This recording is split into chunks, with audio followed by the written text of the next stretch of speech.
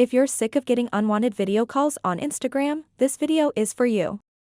In this video, you'll learn how to turn off the video call option with just a few simple steps. After watching this short tutorial, you'll be able to disable video calls for good.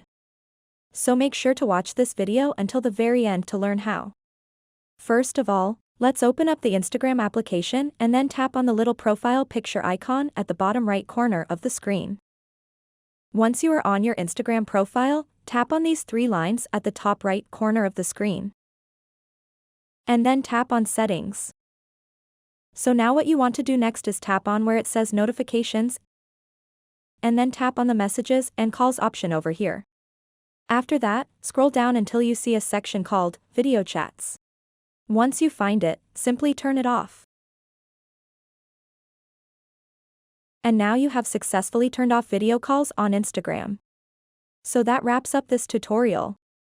If you have any questions about this whole process, please let me know in the comments section below.